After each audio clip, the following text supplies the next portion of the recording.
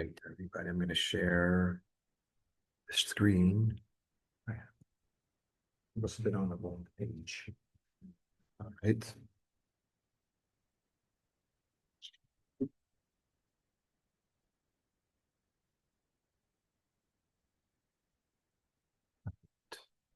Does everybody hear me on the Zoom?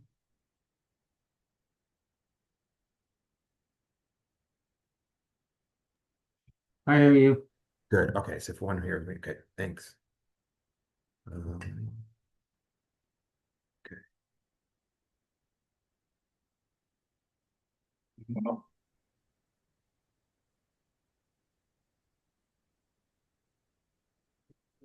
All right, we have one more minute.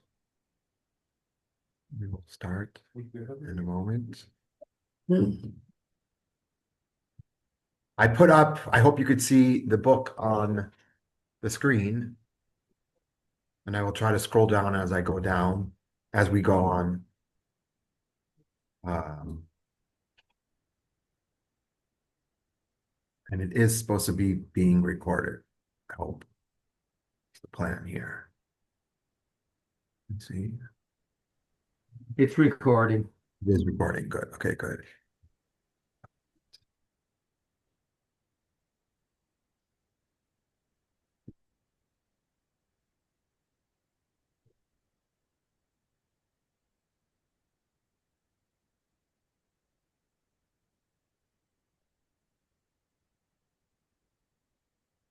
All right, 8:30 it is. Let us start. Let me just get to the page here so I can see who we're up to, so I make sure that we're on the right track. Go a bit better. Okay, everyone. Welcome to the second class of the 13 Petalled Rose. Tonight, we are going to get into the nitty-gritty. Um, and got to really open up your minds.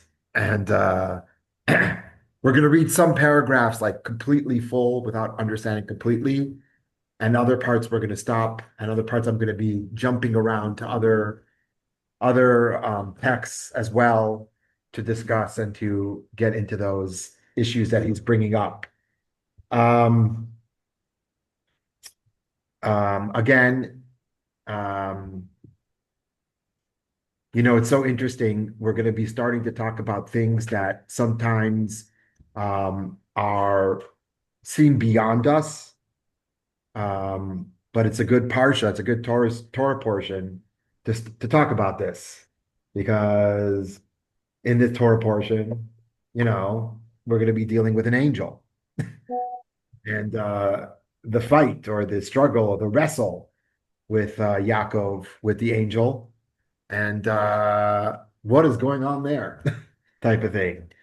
I mean, beforehand in the Torah, we did have like the angels visiting Abraham, but that could have been explained as just regular people. In fact, that's what they dressed up as, or that's how they presented themselves. But here, there's no two ways about it. I mean, what's your name? What's my name? Uh, I can't tell you my name. Reminds me of, very important piece of American history. Everybody remembers Muhammad Ali. Remember what's say my name? Yeah. Say my name. I always get reminded of that piece of history when and what was he trying to say? But we'll get into that, and we actually will get into that a little bit in this chapter. So let's start reading, and I am going to jump to another book of Rabbi Steinsaltz tonight and read a few paragraphs that might enlighten us, or at least give us a little context of what we're here. Okay. So page one, we're on page one, worlds. The physical world in which we live, the objectively observed universe around us, is only part of an inconceivably vast system of worlds. Sounds like the beginning of what was it, Star Trek? That's it feels like it, but you gotta see where we're gonna go. Most of these worlds are spiritual in their essence. They are of a different order from our known world, which does not necessarily mean that they exist somewhere else, but means rather they exist in different dimensions of being. What is more, the various worlds interpenetrate and interact in such a way that they could be considered counterparts of one another, each reflecting or projecting itself on the one below or above it, with all the modifications, changes, and even distortions that are the result of such interaction. It is the sum of this infinitely complex exchange of influence back and forth among different domains that comprises the specific world of reality we experience in our everyday life. So, in other words, in short, if I may say in short, have the chutzpah to say in short, the world, what you see is not what you get, but not necessarily so. I want to say that that's on the face of it, but that's not necessarily so.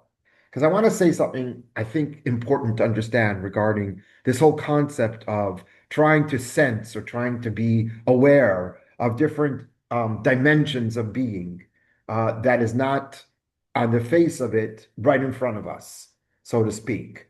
And that is that when we're going to be talking about different dimensions of being, like I just mentioned before, it's not necessarily that this is just a tradition, so to speak, that we receive and we have to accept it upon faith, with faith or belief. And it just, that's Kabbalah, right? Just acceptance. No, like I said last time we studied 2 weeks ago, is with Arthur Kurzweil's great story when he asked Rabbi Steinsaltz about, I think I did mention it, about the New Age books that a lot of the things we're going to be discussing here, different, dimensions of being and existence and consciousness, you can probably at least start to read about even in other books that are not Jewish or not religious at all. And they're coming to the same type of conclusions. And it's because it's a result of introspection. It's a result of really people who have tried to articulate or put into words different senses and different experiences that they have, felt or sensed and concluded, even logically. And so it's not just Rabbi Steinsaltz or anybody's going to tell you, here it is, and this is what you have to believe in because it's Torah, but rather part of the learning here, what we discussed last time, is that it's a challenge, but it's also a good challenge. It's challenging us to try to maybe think about it in our lives and say maybe there's something here that just because people delve deeply into it and tried to figure these things out and came to these types of conclusions. Um, it's very interesting. I wish we had. I'll bring next time, God willing. And I think I talked about it 2 weeks ago. I'm not sure. Did I talk about the Rambam? No, I did not. Good, on purpose. We will read some of the Rambam of his book of laws, Mishnah Torah, not his book of philosophy, his book of laws, that he claims that these types of contemplations and these types of meditations almost are an obligation. People are obliged as a religious obligation to do and to think about even before they get into prayer, especially prayer in the morning. They're in the beginning of his laws of Yisodei Torah, the foundations of Torah. In fact, he starts off his whole book of laws, not again philosophy, about, he's Yisoda Yisodot, Amuda Chochmot, the foundation of foundations and the pillar of all wisdoms is, what does he say it is? To know, not to believe, not to receive from Moshe Rabbeinu, and this is the way it is, right? To know. And then he goes at great length of what does that mean to know. And he also goes into these contemplations and ideas of what we see is not necessarily what you get. But what I wanted to say before is what you see is what you're going to get if you're really looking. Are you limiting it to we can infer everything? Or is there any way something that comes from above that is? That's a great question. I don't know if people heard on Zoom. Am I limiting it? Sorry, got to get down over here. Okay. Am I limiting it to that? Not limiting it means saying, if I understand your question correctly, does that mean that we can all infer and come to these conclusions on our own? It's the same type of question that could be asked regarding when it says our forefathers, Avram, Yitzchak, and Yaakov, especially Avram, when it says almost explicitly in the Torah that he kept all the Torah. So the way it's explained, classically at least, is that he inferred, he understood, he looked around, and he inferred that, I don't know, shatnez should be kept, or this should be kept. How do you keep it? I don't know exactly. But he investigated and he contemplated and he reached these conclusions. So therefore, so then why do we need a giving of the Torah? So it goes back, so there's the same type of question. Officially, I'll tell you a great story. Rabbi Steinsaltz once said, there's a famous medrash or Gemara that says we can learn modesty from a cat and we can learn. So he says, so why don't we? He says the problem with us human beings is that sometimes we learn the wrong things from the wrong animals, and sometimes you have to be told, no, don't learn this from him or this, this from that. This should be learned from that. So there's got to be a little bit of guidance usually, and it helps us along. But officially or principally, in principle, yes, one can reach, and Avram Avinu reached these conclusions. He investigated and looked, and we know all these stories from like kindergarten we heard, or in Hebrew school or whatever, that Avram looked at the sun, and then the sun set, so that can't be a god, and then he looked at the moon, and maybe that's the god, but that's a little bit simplistic. He was looking a little bit, and the way the Rambam describes, he looked a little bit deeper than that. He's looking and he's investigating, so I'm finding things behind it. So the answer to your question is yes, but it's a good Jewish answer always. Yes, but it depends. Okay. Yes, you could, but it helps. But not only that, I'm going to say one more thing before we go on, which is important for this chapter, especially for this chapter. You might not find, for instance, in the New Age books that I'm talking about, the same vocabulary that's going to be used in the Jewish tradition, for instance, or in this book, for instance. But they are talking about the same types of things. And it's because language, language. When we're talking about things that are difficult to explain, then we have to find the right words that explain it the best way possible, even though it's not explaining it the best way possible. We're going to come up soon, a few Torah portions. I know I'm jumping, but I'll get there. We're going to come to a few Torah portions of Vayechi. And Vayechi, there's a famous Rashi there at the beginning of Rashi, the beginning of the Parsha, that Yaakov wanted to transmit what's going to happen at the end of days, right? It's because the Parsha is stuma, like the previous Parsha just goes, it's almost like a one sentence, right? And Rashi says it's stuma, it's satum, it's closed up because Yaakov's vision, so to speak, got closed up. But that's a little bit ridiculous, to tell you the truth.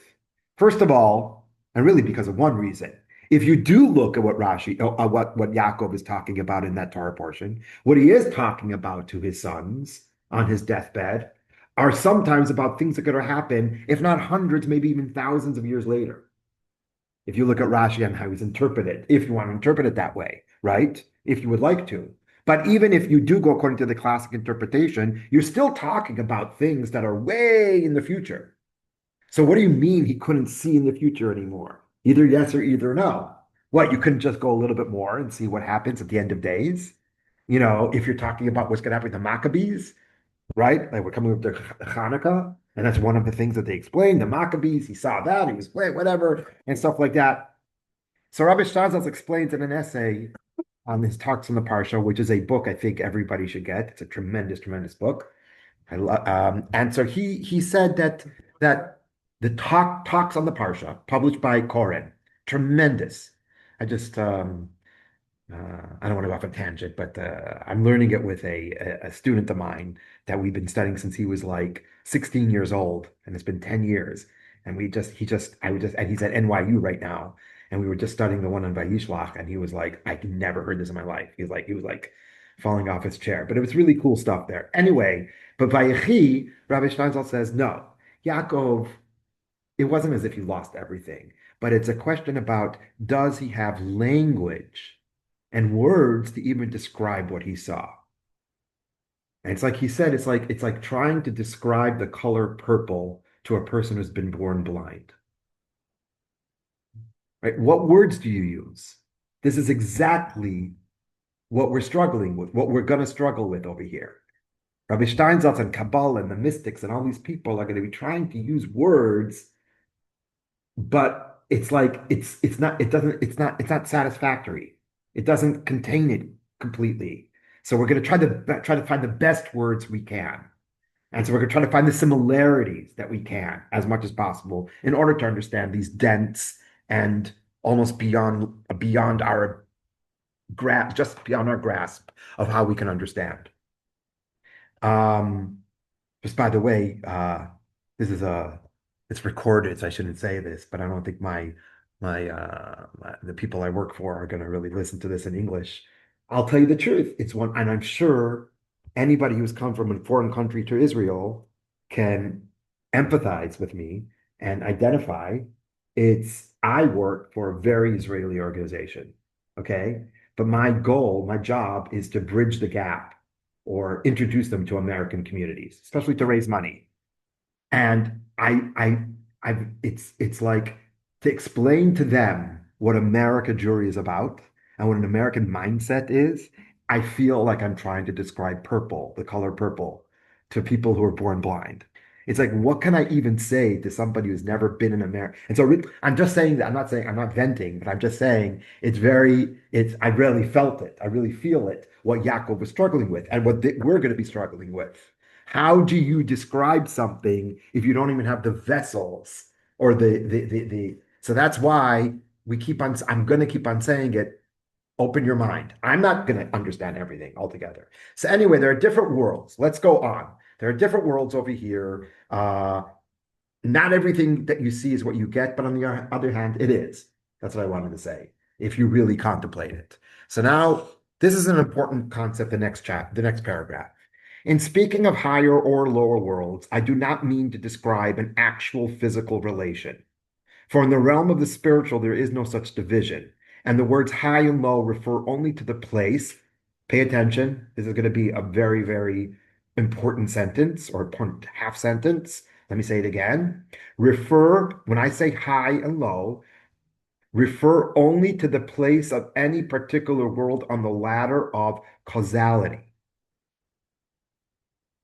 Did I pronounce that correctly? Mhm. Yes, causality. Can somebody explain to me what that means?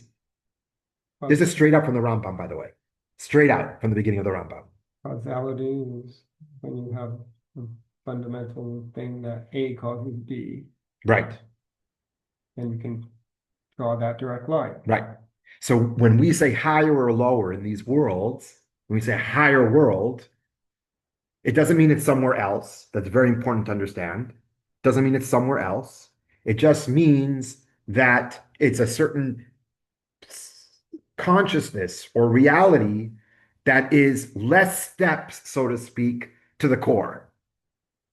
Now, already we're going to have problems with that, as you well can imagine, because if we're talking about God or the Godhead that he's going to talk, right? That's going to be difficult because God is infinite. This is something that Kabbalists are going to be struggling with all the time.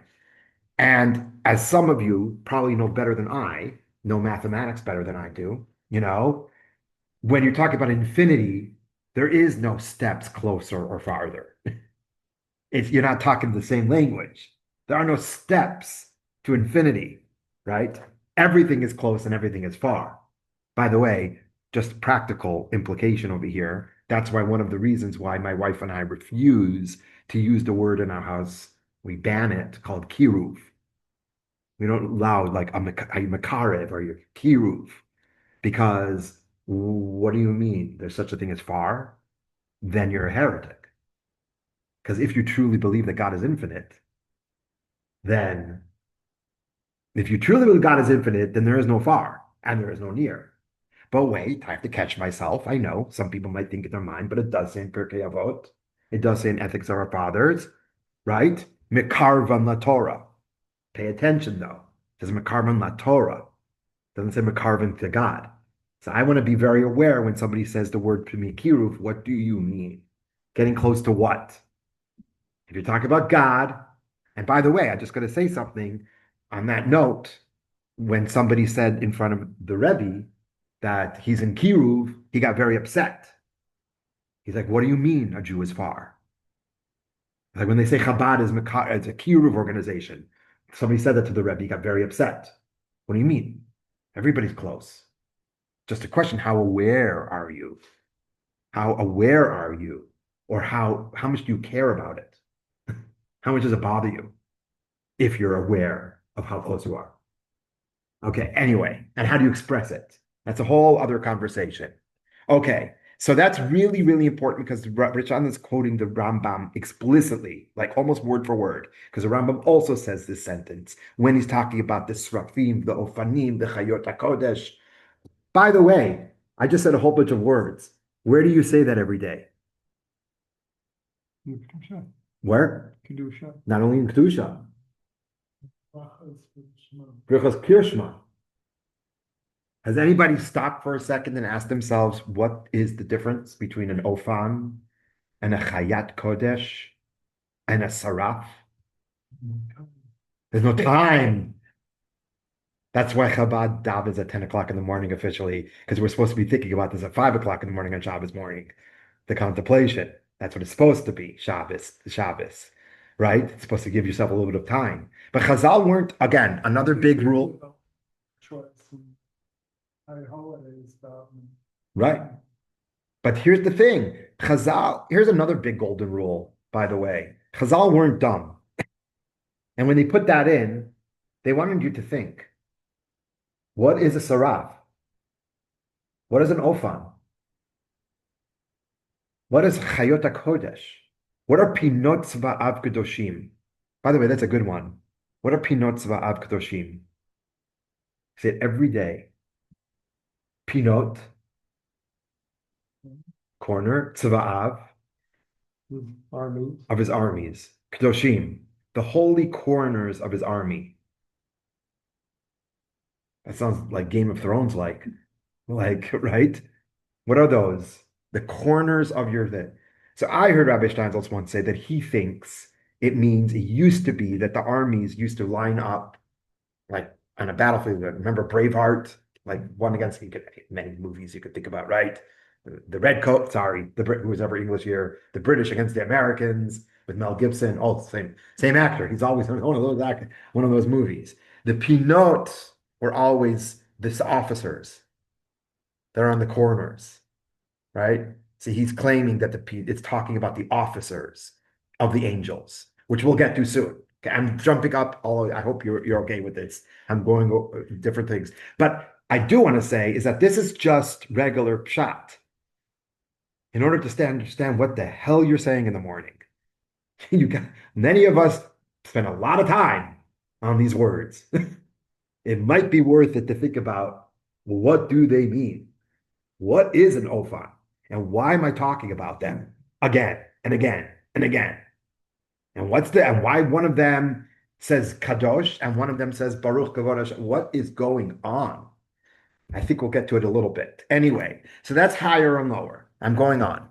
To call a world higher signifies that it is more, I'm trying to do it at the same time, get them in the right place here, that it is more primary, just like I said, more basic in terms of being close to a primal source of influence, while a lower world would be a secondary world, in a sense, a copy. Yet, the copy is not just an imitation, but rather a whole system with a more or less independent life of its own variety of experience, characteristics, and properties.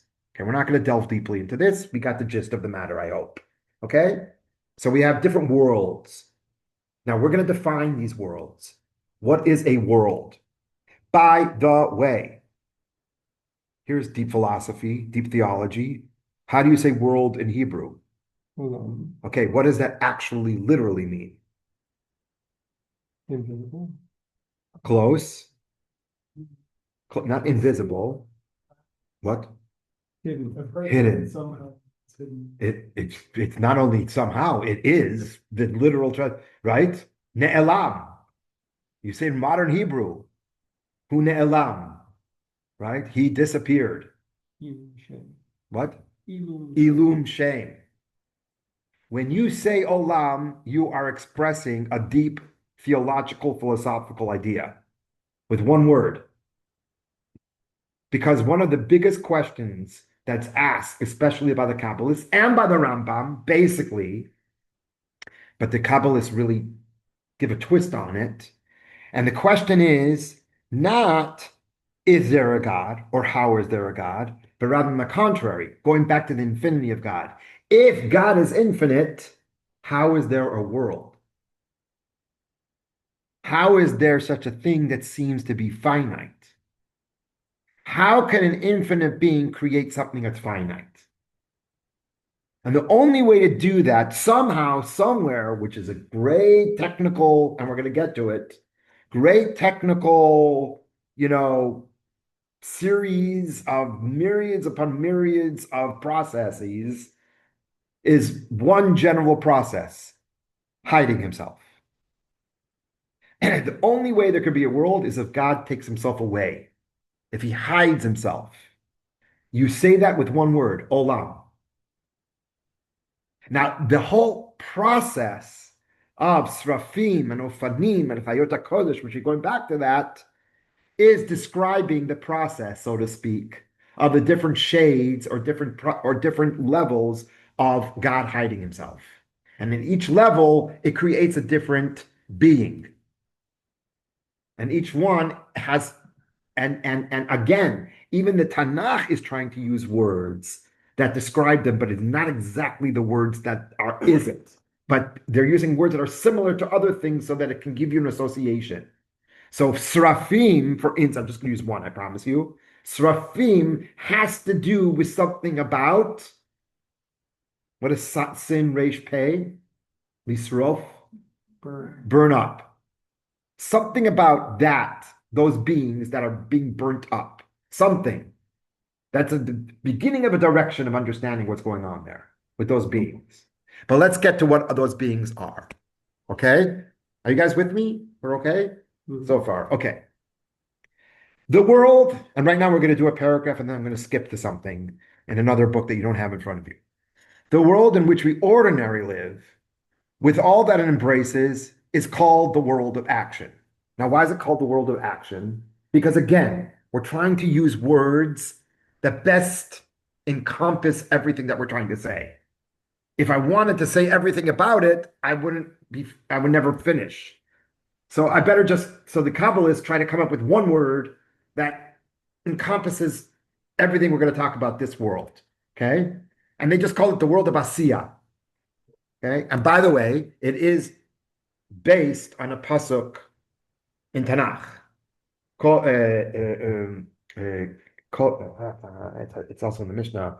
It's Kol Masha Barativ Asitiv Yitzartiv, I think, or something like that. And the Kabbalists take this and say these are three levels, and then there's a one. Okay, anyway. The first one, the lowest one, the one we live in, the one's more familiar, is what the Kabbalists called the world of action. And it includes the world of both our sensual and non-sensual apprehension. It's important to understand. It's not as if we're trying to say the world of action is purely physical. We're going to get to the physicality of it, and we're going to see what role physicality plays in this world. But it's also the spiritual. Okay, again, we said this last time we discussed, right? And I'm gonna get to a little bit into Rabbi Steinsaltz talks about it in some words. I want to read a few paragraphs. But it's important to understand. It's not that the world of action is physical. Don't go there right away. We're talking about physical and spiritual, everything in the world of action. But what is it then? But this world of action itself is not all of the same essence and the same quality. In general, it gets divided into two. And now we're getting to physicality and spirituality. The lower part of the world of action is what is known as the world of physical nature, and more or less mechanical processes. That is to say, the world where natural law prevails. While above this world of physical nature is another part of the same world, which we may call the world of spiritual action. So there is a division, okay, in this world of action. What is common to these two domains of the world of action is man. The human creature is so situated between them that he partakes of both. Remember that sentence, because we're going to go into another paragraph in another chapter, in another book. As a part of the physical system of the universe, you know what? Yeah, let's go. Man is subordinate to the physical, chemical, and biological laws of nature. So we are subordinate to the physical parts. While from the standpoint of his consciousness, even when this consciousness is totally occupied with matters of a lower order, man belongs to the spiritual world, the world of ideas. To be sure, these ideas of the world of action are almost completely bound up with the material world, growing out of it and reaching farther, but never really getting out of it. Because bottom line, at the end of the day, in this world of action, truly, we cannot even do anything spiritual without it being rooted in physical. What do I mean? Even if you're thinking a thought, go ahead. But I'm asking on a very practical level. That's a nice that's a good concept. But I'm saying even on a most practical level, there's nothing you can feel, think of, which is really spiritual, right? Without we can even see physically something going on. If we had a brain scan at that time, we could tell that there's something physical is going on. That can't, the spiritual basically in this world of action cannot exist without it being rooted in something physical. Okay, and that's why it's important to it, which is very interesting. By the way, I'm just going to say another point here from another chapter of the book that we're going to be going to very quickly. The spirit and Matt. Whoa, it's 9 o'clock already. Oh, we started at 8:30. I'm sorry. I thought we were done. Like, okay.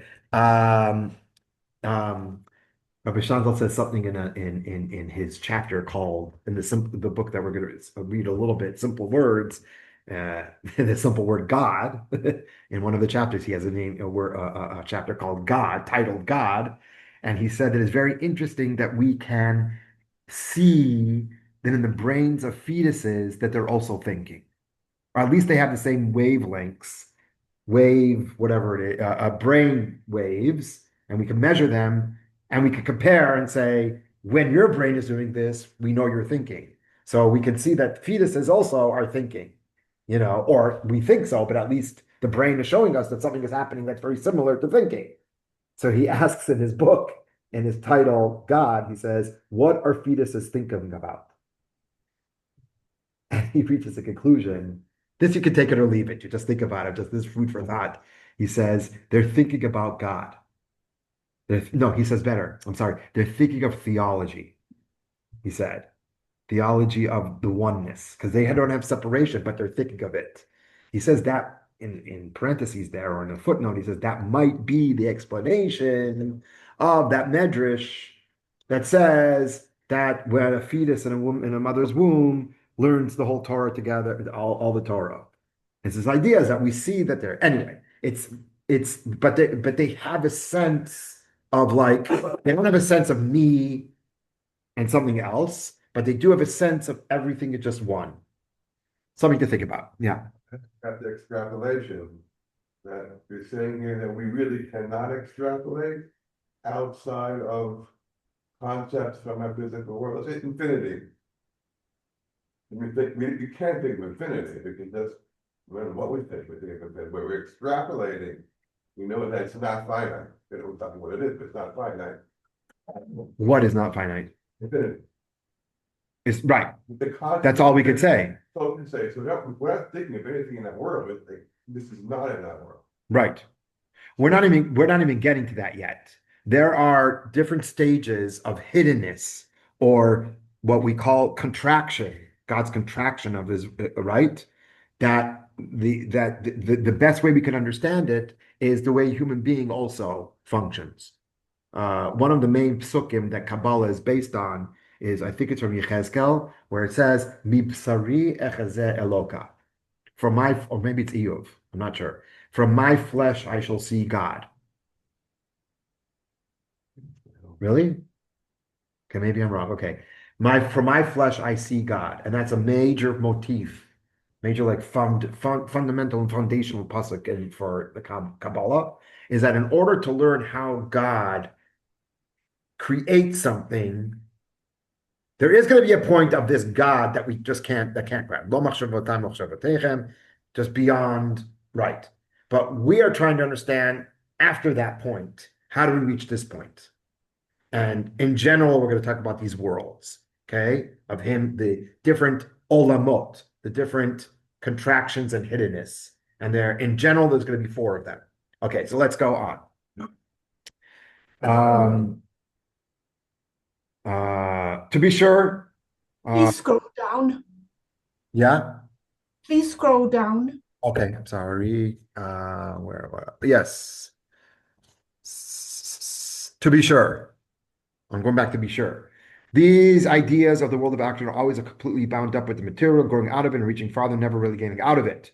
And this is true for the heights of the most far-reaching, encompassing philosophy, as it is for the thought process of the ignorant person, the primitive savage, or the child.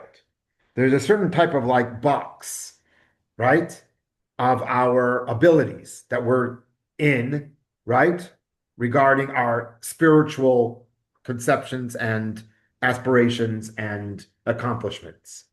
Um, as even as high as we go, and the more like fine and sophisticated we get with our spiritual endeavors, that's still at the end of the day connected to the material world, the world of action.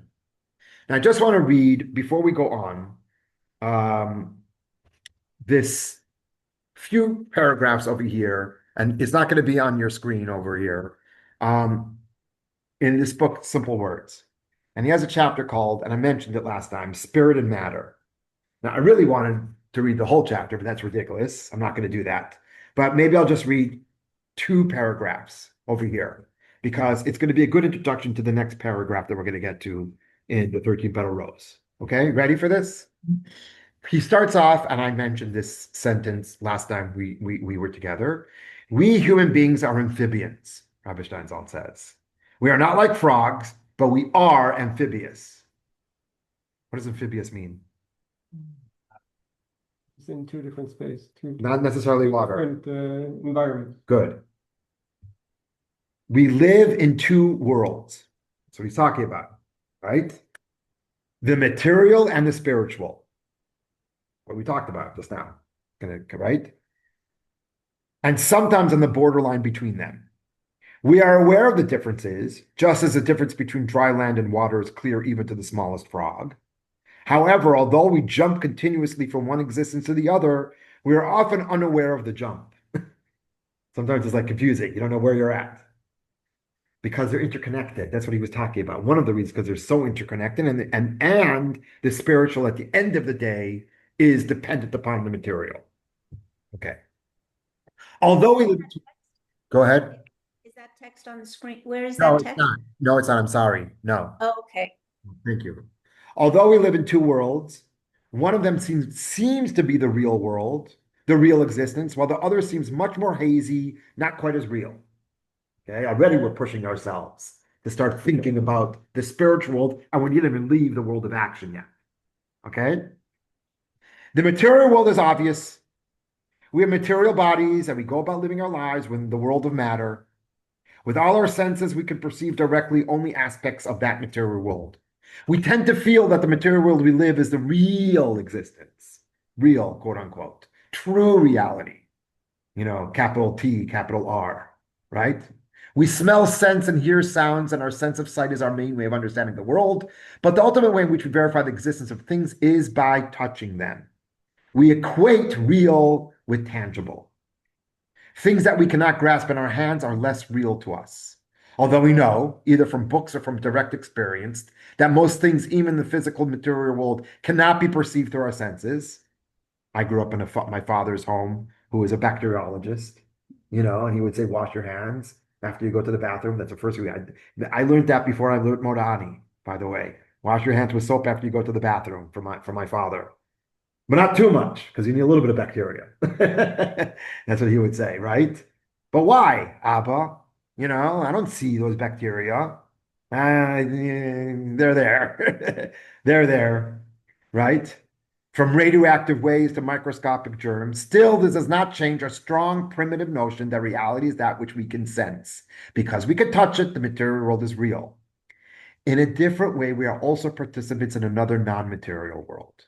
This abstract, non-tangible world is certainly not in the same category of reality, yet is no less real. Just as we inhabit the material world, we also exist in a spiritual world. Unfortunately, and I'm going to finish up right now here, but I like this paragraph.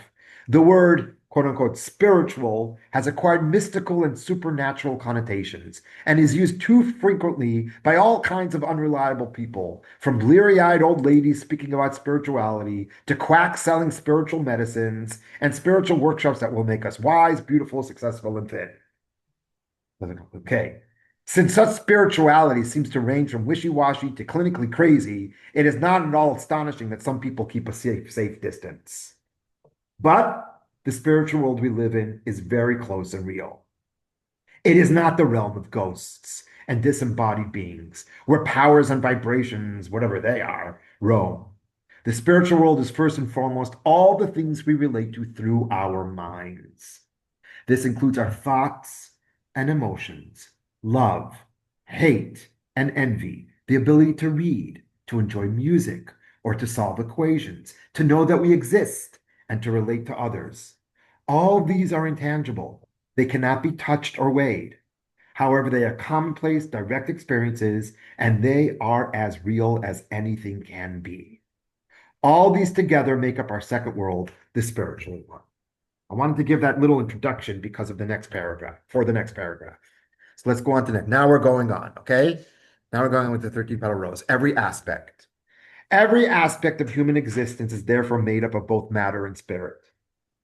And at the same time, in the world of action, the spiritual is subordinate to the material, just what we said before, right? In keeping with the fact that the laws of nature determine the face and form of all things and serve as focal points for all processes. In this world, the spirit can appear and perform its role only on the solid basis of the workings of what we call the forces of nature. In other words, no matter how abstract or divorced it is from so-called reality, thought still belongs to the world of action. Even just the act of thinking cannot be done if your brain isn't working, if your physical brain isn't working. Okay? It can't be disconnected in this world of action. So that's the world of action. The world of action, however, I'm going a little bit quickly so we get somewhere over here, is only one world in a general system of four fundamental dimensions of being. Now, this is, again, you can take this or leave it, but this is based on receiving and also contemplation and also inferring. Okay, all these different things. In general, we're going to categorize the worlds into four different general stages of existence through which God created and came to this world and created this world, or four different worlds, each with its own cosmos of varying essences. Okay, we're getting into technical stuff now, so bear with me, bear with us, help me. These four worlds have been called in order from the highest to the lowest. I'm going to say it in English and I'm going to say it in Hebrew. I'm sorry, scroll before we get to that. Emanation, creation, formation, and action. What's emanation? Anybody know the word in Hebrew that the Kabbalists use? Atzilut. Very good. Atzilut, right? So what is Atzilut? Okay, again, it's the words. The words are very powerful because the Kabbalists thought long and hard what words to use. Even the Nevi'im, even the prophets, that's where this is coming from. Atzilut, on the one hand, is to laha'atzil, to give over, to emanate. But it also means etza, by, like close by, right? We'll get to the world of emanation soon. The next one is creation. How do you say creation in Hebrew? Yetzirah. Go ahead, one more time. Bri'ah. Bri'ah. I thought I heard something else. Bri'ah. Bet Reish Aleph. Bereshit bara. Right? So Bri'ah. Formation.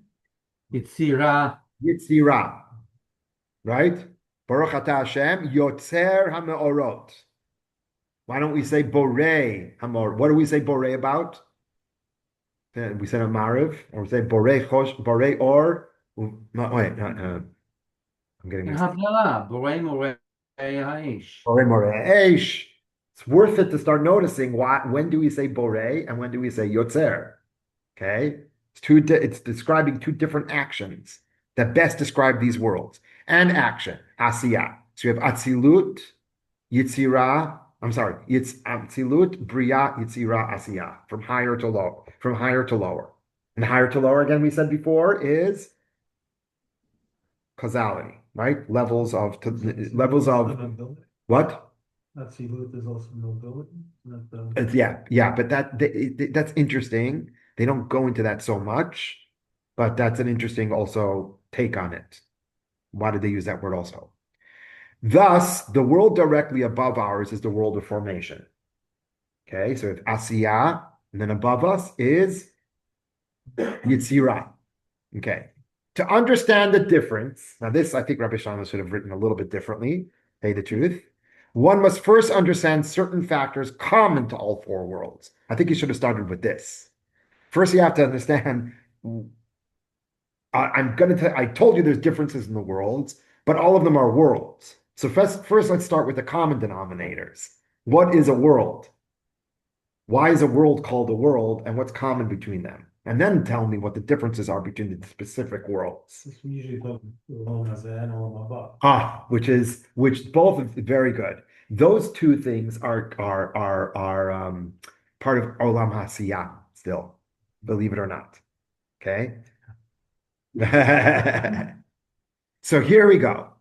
A world is made up basically of these factors, three factors, which make up a world. Okay, we're getting very technical here. These factors were traditionally known as world, year, and soul. In the Kabbalah, it is the three things are Olam, Shana, and Nefesh. So if you ever read a Kabbalistic book, the acronym is going to be Ashan, like smoke. Ayin, Shin, Nun.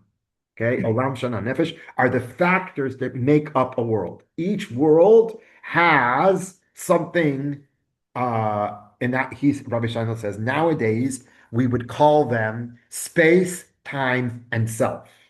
Experience of one's being, self. Each one is going to have its own separate, distinct space, so to speak, separate, distinct notion of time, and separate, distinct beings that populate that space and time. You with me? Kind of. No, just thinking about from a physics point of view, Right. space and time is really unified. Yes. Oh, really? Yes, one entity. Okay. Okay. Each world is distinguished from the others by the way these three factors are manifested in it. For example, in our world, physical place is a necessary external element for the existence of things. It's the backdrop, right? For everything that exists, the space. Not only that, two objects can't occupy the same space, right? So the space is the backdrop for everything. Oh, here, he said it. I guess I've read this before. It is the background, I have to go down over here, against which all objects move and all creatures function. So the question is something maybe what is space? So that he just defined it as the background against which all objects move and all creatures function.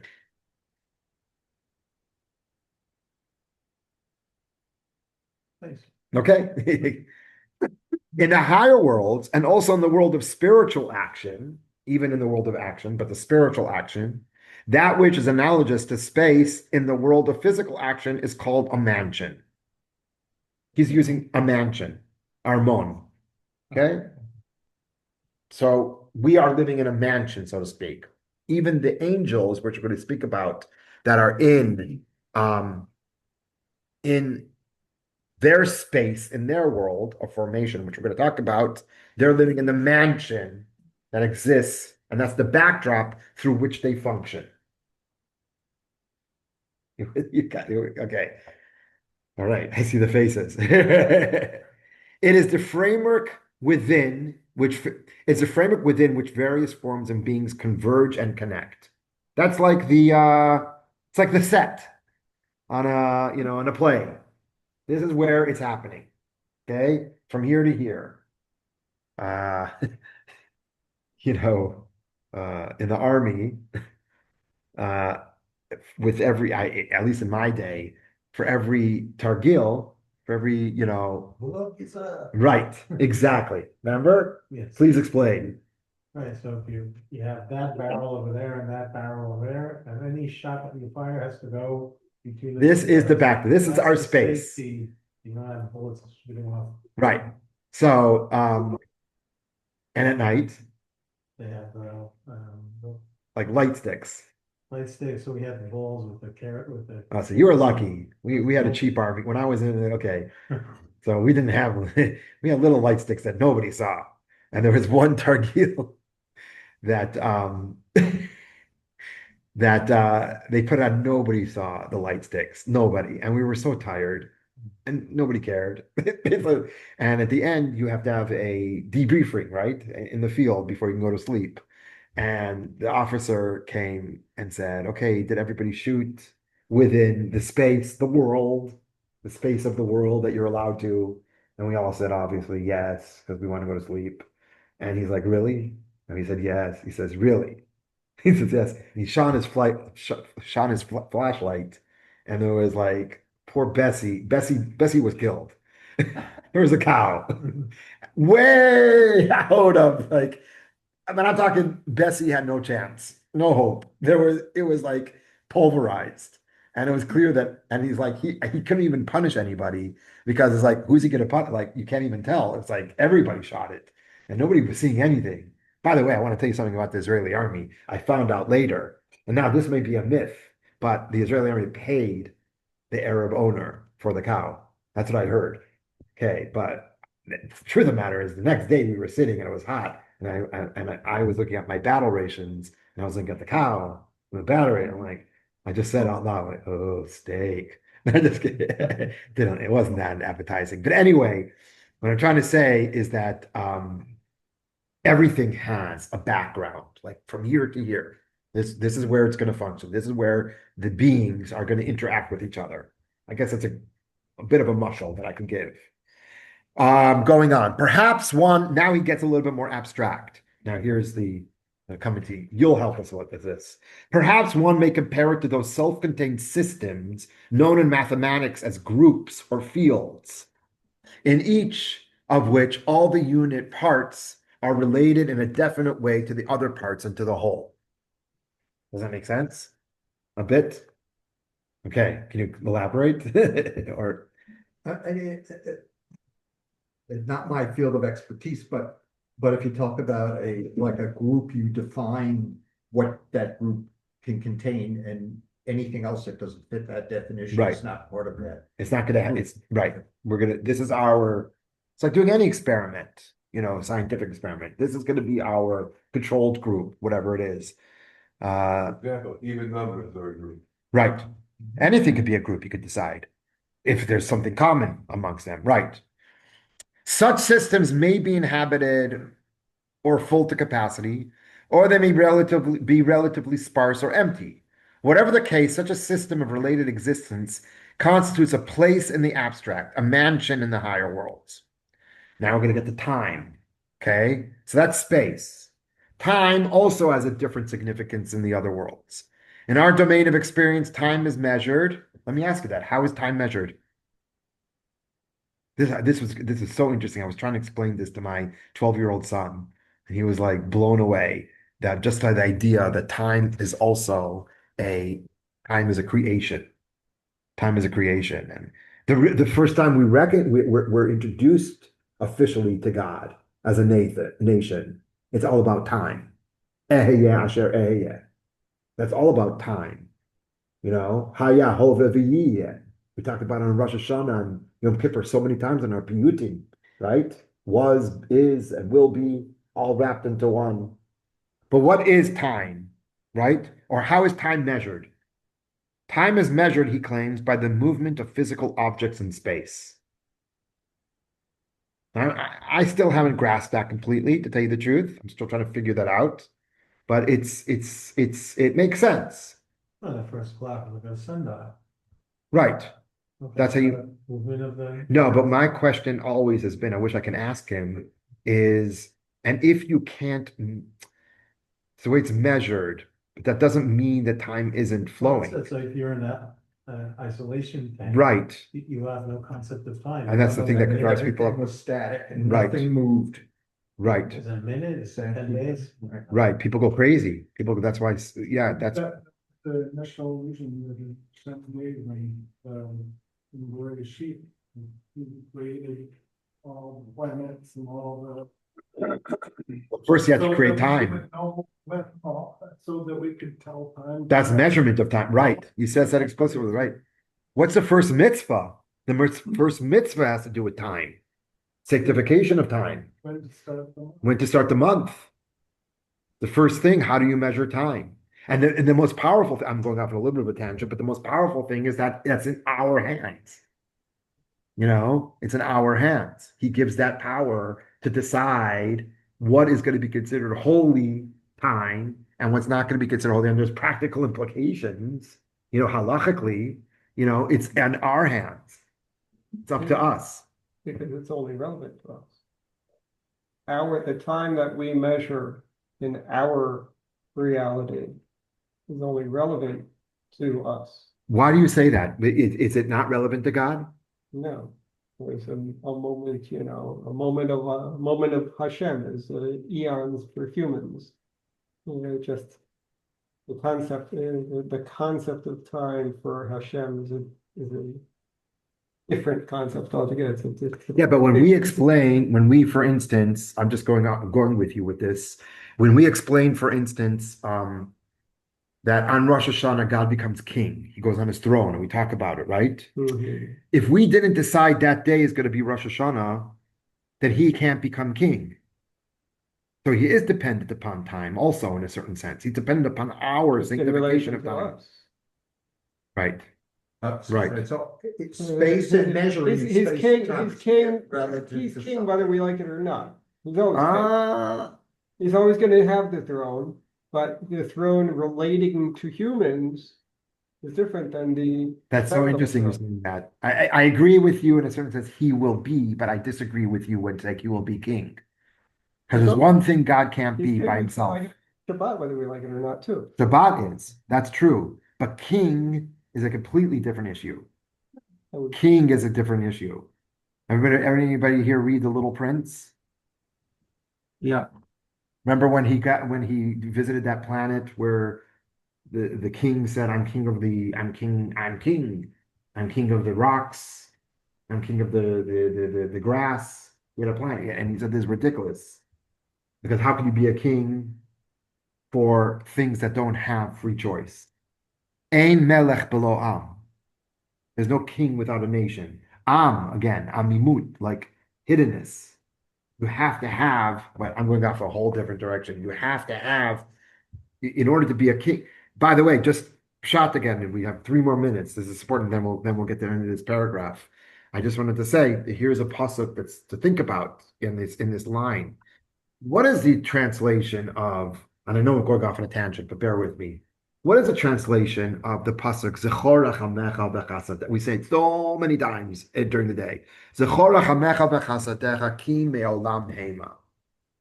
Zechor Remember B'chasadecha your Great. kindness or your Yeah. mercy. Me'olam Hema. Yeah, forever. Oh, that makes sense, that sentence. Remember your mercy and your compassion, or your kindness, sorry, right? Your mercy and your kindness, because they're forever. What is that? Sounds kind of, I'm sorry. That's how you define the word me'olam. Oh. So that's what I'm trying to say. The real pshat, in my opinion, I mean, this is the Hasidic way of reading it, but I think it's pshat. Zechor rachamecha b'chasadecha. Remember your rachamim and your chesed, because they are from this world. Olam again, hiddenness, worlds. Meaning, there's one thing God, or two things, or three things really, but it's all included into one. There's one thing you can't do without us.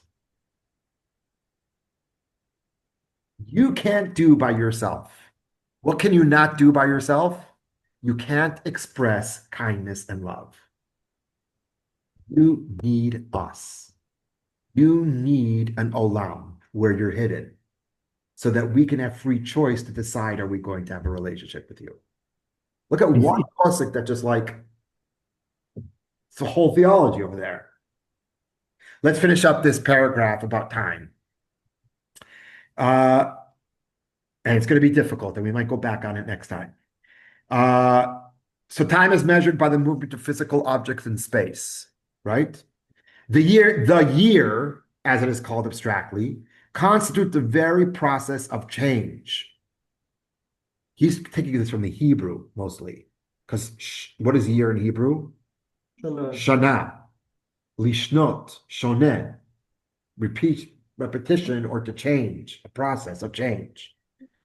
It is the concept, the very process of change, is the passage from one thing to another, from form to form, and it also includes within itself the concept of causality as that which keeps all transition from form to form within the bounds of law. I'm not going to get into that. I did not understand that completely. I'm just telling you. You can read that. We'll go back to this next time, because that part of that sentence, like, what did you just say? Okay. Indeed, upon ascending the order of worlds, this time system becomes increasingly abstract and less representative of anything that we know as time in the physical world. Something also to think about. It becomes no more than the purest essence of change, or even of the possibility of potential change. It's like the most accurate clocks or atomic oscillations, which is something. It's always changing, but it doesn't, you don't see or feel any change. Right. Well, yet more abstract. But the thing is that, and we'll go back to this next time, but it's something to think about until next week, because why is time so connected to change? And how can you have a concept of time when there's no real change? Something to think about. But but he's talking about because in the higher worlds, it's not real change, but it's at least the possibility of potential change. And we'll get back to that next time, God willing. All right. Pretty dense. I hope you're with me on this journey. Thank you for joining, everyone. And I think is everybody on the email list on here on the Zoom? Okay, so I will add anybody that Jeff gave me, and I'm going to send out the recording. If not tonight, then tomorrow. All right. Thank you for joining. Thank you. Bye-bye. Much.